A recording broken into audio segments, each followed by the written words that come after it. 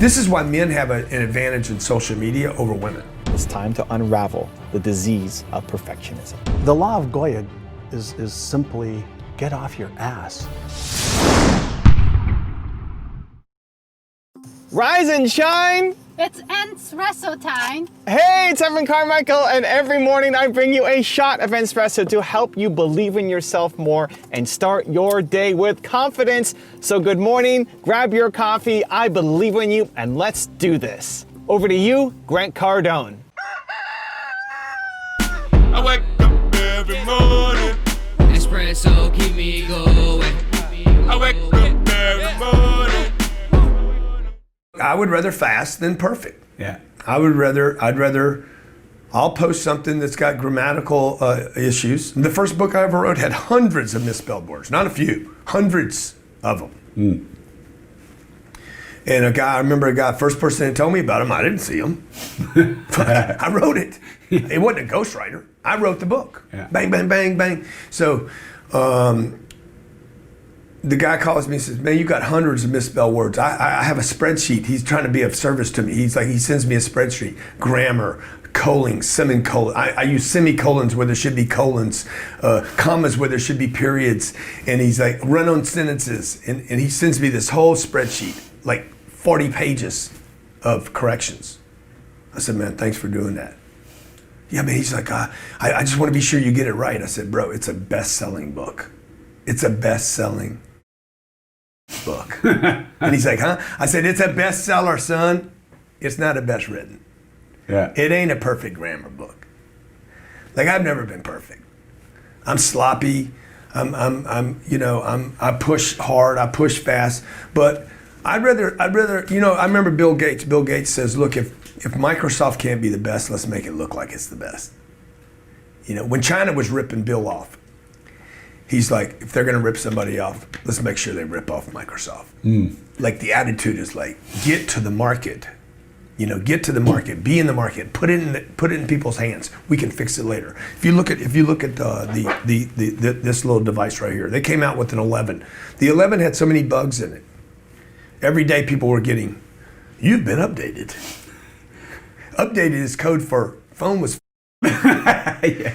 And we had to push it out because we want to hit our quarter. Yeah. And we want to keep people excited with new products. So we're willing to hit people with a new product that's got bugs in it. Now the perfectionist says, no, we need to wait. Okay, we got to get it perfect. We got to get it fixed, which means you're going to get slaughtered in the marketplace by a beast that runs faster and dominates the market and overwhelms the customer with new products while you're sitting back in your laboratory saying, hey, we're going to make it perfect. That goes for the artist, to the businessman, to the musician, to everyone.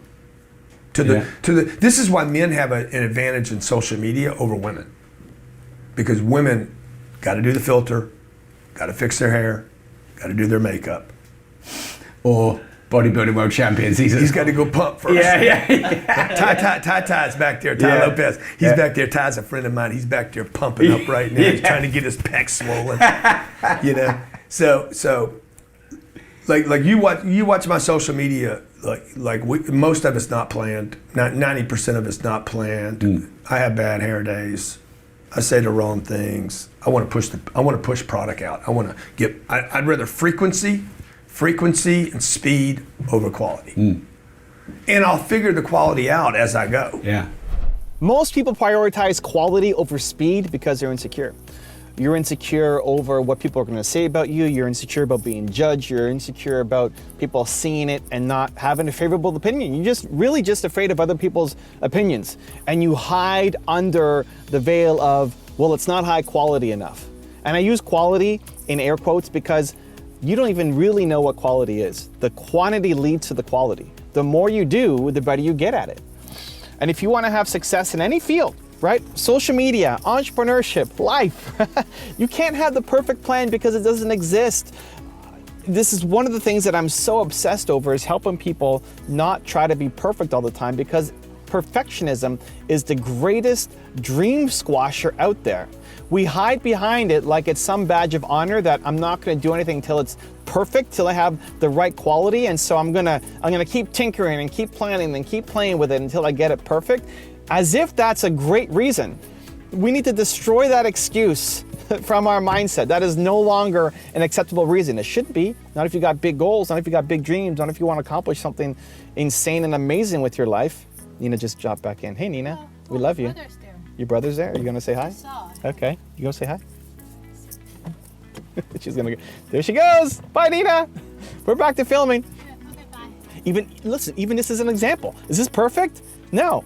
I could be filming this in my studio. I could be filming this with my nice microphone and my perfect backdrop and all of that. And instead, you know what? It's a Tuesday. We're running some errands and I need to film. So videos are getting up. Who knows? This might even be better than my usual videos that I put up, right? The quantity leads to the quality. The more you do, the better you get at the thing.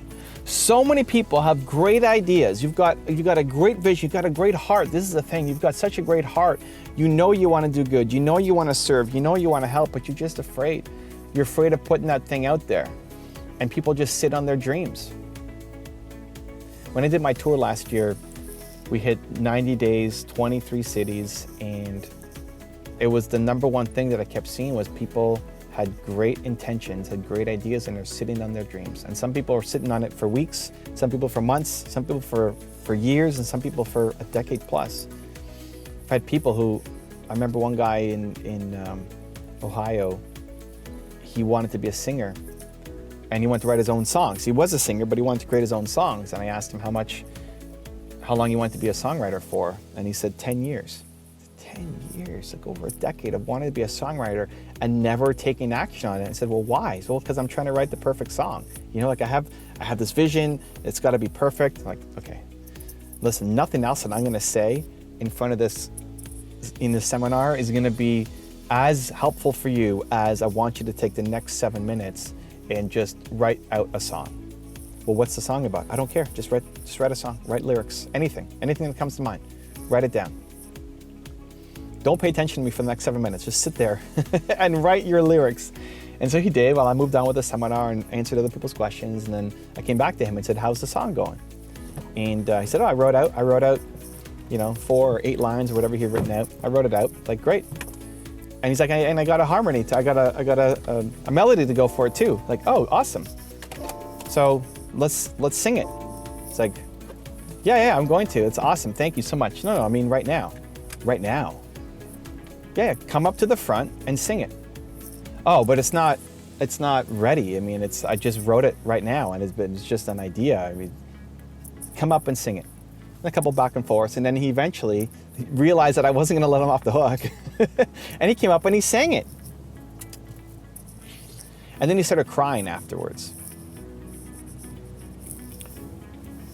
And everybody, clapped him and cheered him on, and congratulations for making the first song. And was it perfect? No. Did it have mistakes? Sure. If he spent another 10 years working on it, could it have gotten better? 100%. And I asked him why he was crying, and he said, I made more progress towards this dream that I've had for 10 years. I made more progress in the past 7 minutes than I've made in the past decade. Just because he actually wrote it out and he had the push to just sing it. And this is where a lot of people are really struggling. Because you've got great ideas and you want to serve and you want to help and you know you can and you're operating from a great place. But there's just not enough momentum. You're not doing enough. You're thinking too much. You're over planning, over preparing, over perfectionism, which is now a word, and you're not doing anything. That's the problem. Meanwhile, people with less talent, less skill, less of a heart, less of a desire to do good are off winning with your idea because they decided to just start. Because they prioritized the momentum. The biggest thing that's wrong is not that you don't have great ideas. The biggest thing that's wrong is you don't have momentum. And that's where you need to prioritize the speed. You go from idea to action. You have an idea for something, do something about it. You want to write a song, go create a song and record it. You want to start a YouTube channel, great. Pull out your camera and make your first video. And don't worry about it being perfect, right? You pull out your phone and you say, hey, this is the process right now, okay? I want to start a YouTube channel, great. How long have you been wanting to do it? A couple months, a couple weeks, a couple years, awesome. The greatest thing you can do is not just watch this video, but role play with me and do this yourself immediately after this video, or pause it right now and do it yourself. You pull out your phone, you hold it out in front of you, and you say, hey, I've wanted to start a YouTube channel for X number of years. And the reason why I haven't done it is because I've been afraid of stumbling on my words and how it'll be perceived, and I don't even know what I'm going to talk about yet, and I don't know what I'm doing, and that scares me.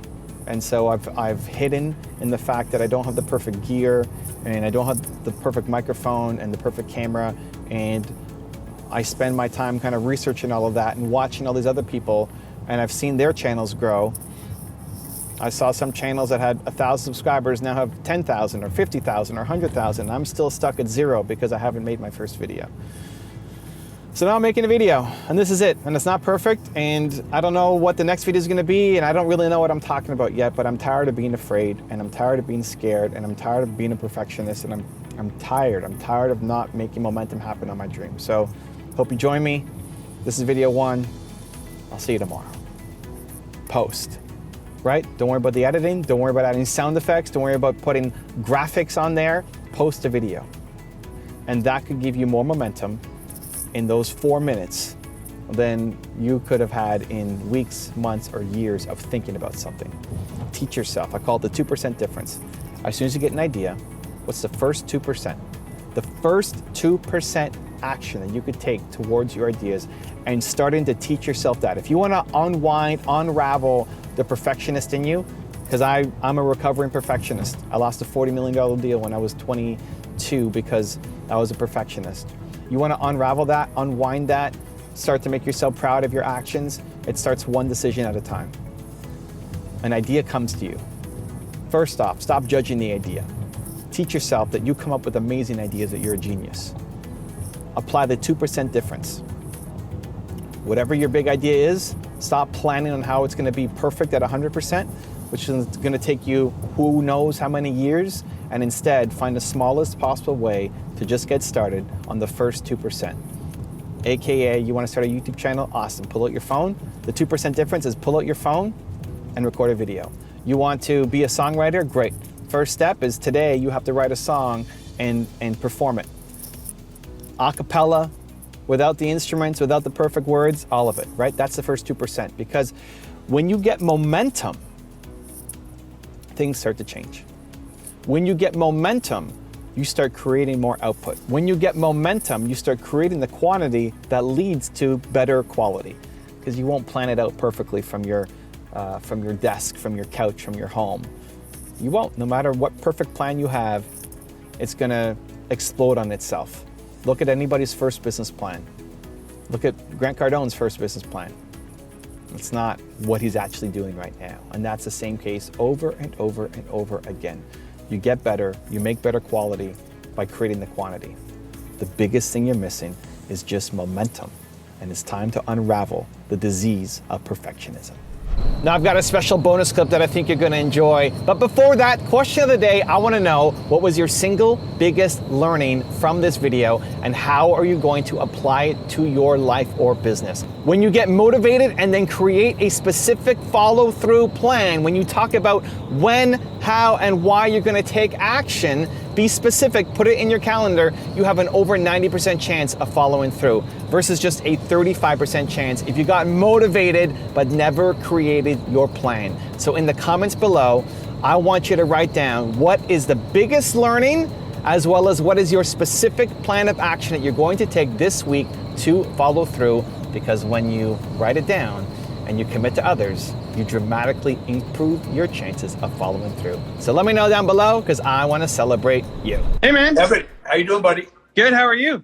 You got a book coming out, don't you? You just came out. Where can people get it? Get it on Amazon, easiest spot, built to serve, right there. Let's go, man. If you guys don't know Evan, follow Evan Carmichael. He's got a new book out, Build to Serve. Go grab it today at Amazon. Just a good dude right here. The law of Goya is simply get off your ass. So if you think and you believe and you emotionalize, and you visualize, and you create your plan for how am I actually going to achieve this? So what do I need to do?